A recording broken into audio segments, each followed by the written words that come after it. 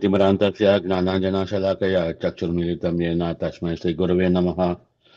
Reading from the book, Hindus and Muslims lived peacefully together in Calcutta, and it was not unusual for them to attend one another's social and religious functions.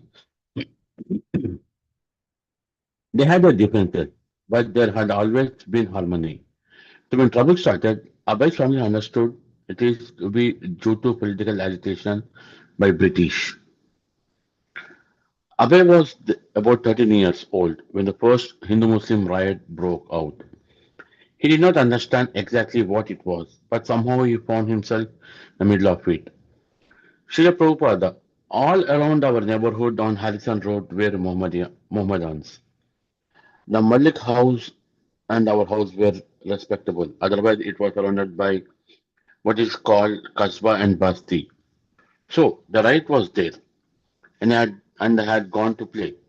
I did not know that the riot had taken place in Market Square. I was coming home and one of my classmates said, "Don't go to your house. That side is rioting now." We lived in the Mohammedan quarter and the fighting between the two parties was going on. But I thought maybe it was something like two gundas, hoodlums, fighting. I had seen one gunda once stabbing another gunda. I had seen pickpockets. They were our neighbors. They were our neighbor men. So I thought it was like that. This is going on. But when I came to the crossing of Harrison Road and Holiday Street, I saw one shop being plundered. I was only a child, a boy. I thought, what is this happening? In the meantime, my family, my father and mother were at home frightened, thinking the child has not come. They became so disturbed, they came out of the home expecting where from the child will come. So what could I do? When I saw the writing, I began to run towards our house. And one Mohammedan, he wanted to kill me. He took his wife and actually ran after me. But I passed somehow or other, I was saved. So as I came running before our gate, my parents got back their light. So without speaking anything, I went to the bedroom and it was in the winter. So without saying anything, I laid down, wrapped myself with a quilt. And later I was rising from bed questioning, is it ended? The riot has ended? When Abhay was 15, he was afflicted with beriberi and his mother, who was stricken, regularly had to rub a powder of calcium chloride on his leg to reduce his swelling. Abhay soon recovered and his mother, who had never stopped any of her duties, also recovered. But only a year later, at the age of 46, his mother suddenly died. Her passing away was an abrupt lowering out, lowering of the curtain, ending the scenes of his tender childhood. His mother's affectionate care, her prayers and mantras for his protection, her feeding and grooming him, her dutifully scolding him. Her passing affected his sisters even more than him, though it was suddenly turned him more towards the affectionate care of his father, who was already 16. Botany was forced to grow up and prepare to enter on his own into worldly responsibilities. His father gave him solace. He instructed Abhay that there was nothing for which to lament, the soul is eternal, and everything happens by the will of Krishna. So he should have faith and depend upon Krishna. Abhay listened and understood. Chapter 2, College, Marriage and Gandhi's Movement. I joined Gandhi's movement in 1920 and gave up my education. Although I had passed my final exam BA, I gave it up and did not appear. In the 1914, the war came and many Indians enlisted in the fight on behalf of their ruler, Great Britain.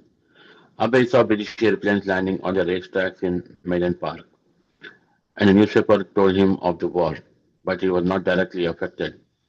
In 1916, he began college. There were two prestigious colleges in Calcutta, Presidency and Scottish Churches. Abhay entered Scottish Churches College. It was a Christian school, but well reputed amongst the Bengalis and many Vaishnava families. Sent their sons there.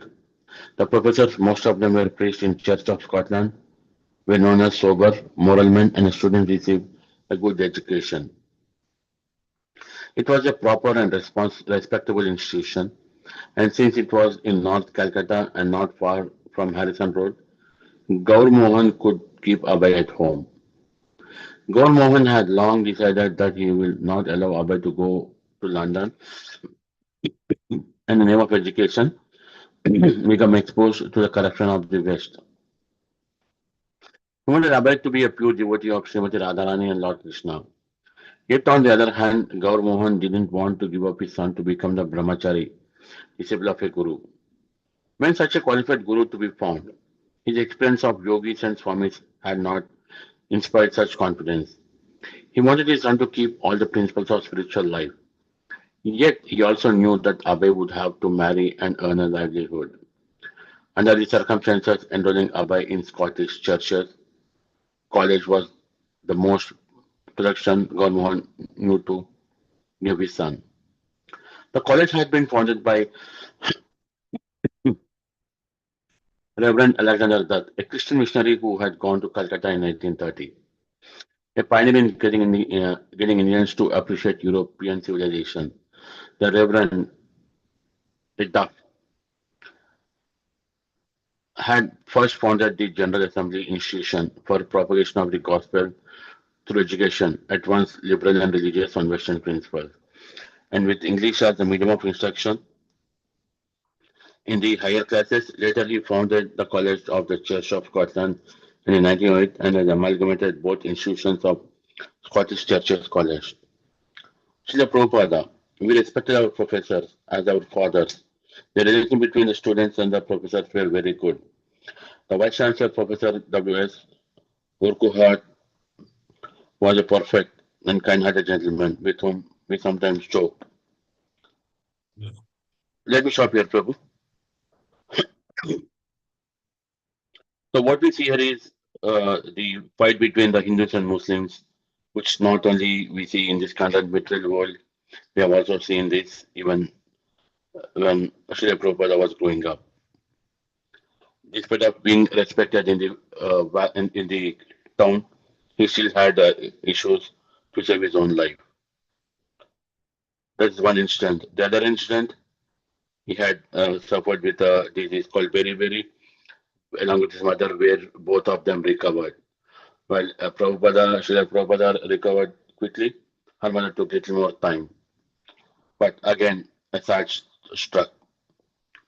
Her mother died, and now Prabhupada is feeling alone because with his mother he used to get all the things getting done, but without his mother, now he has to take care of his own responsibilities. So again, we all think this hey, why is happening is again it's happening as the will of Krishna. And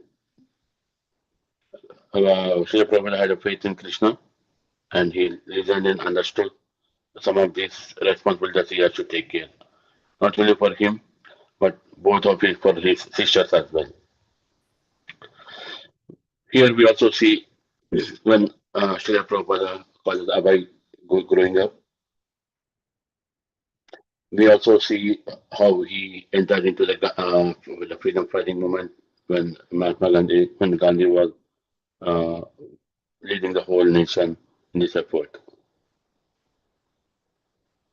However, during this time, he did also discontinue the education, but later on, his father was able to get into a good college. Instead of getting into good college in Calcutta, his father had a doubt. Will my son go to London, study the Western culture and come back and implement it, or whether will he stay there? The good part here is, despite of being a missionary or a Christian university, then the so-called names, they were good people, teachers, despite of being a different religion, they were able to give a good education to Abhay Tila Prabhupada. All this was happening when Srila Prabhupada's father was having a doubt. Should I send my son or not? Should I ask my son to continue his education or should I get him, or should I leave him alone and get into these political issues of freedom fighting and other things?